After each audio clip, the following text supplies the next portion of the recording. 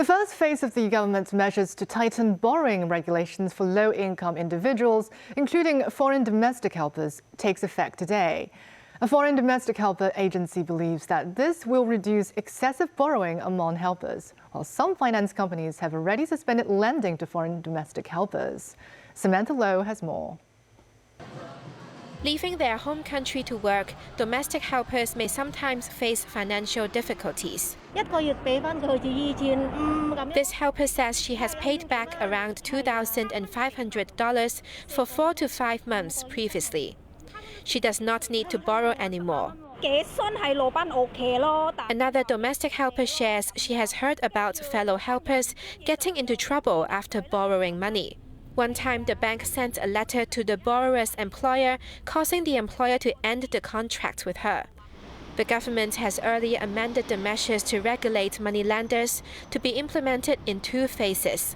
The first phase includes prohibiting moneylenders from requiring borrowers to provide referees. A 2-tier debt-to-income ratio system has also been introduced, with caps set at 35% and 40% respectively. Taking foreign domestic helpers as an example, if they are paid the minimum wage, their monthly loan repayment must not exceed $1,785. A foreign domestic helper agency says the new measures will make it harder for helpers to obtain large loans, which can reduce related disputes. He says employers are very concerned about their domestic helpers borrowing money, as they worry it will lead to disturbances to their families. If any problems arise, they tend to blame the employment agencies. For employers, knowing the new policy is in place also gives them some peace of mind, as they are aware their helpers will now find it harder to obtain loans. A financing industry insider says currently more than 30 finance companies lend to foreign domestic helpers, of which over 20 are small to medium-sized.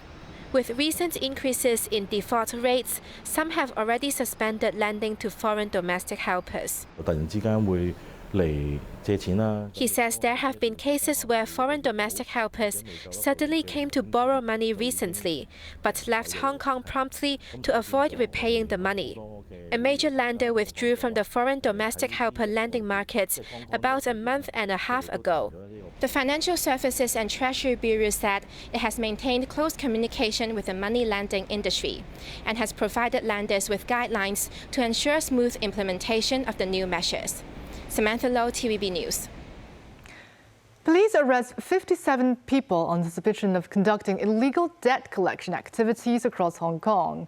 The force also raided a vice establishment, a drug den, and 3 illegal gambling sites. Mimosa Nai reports.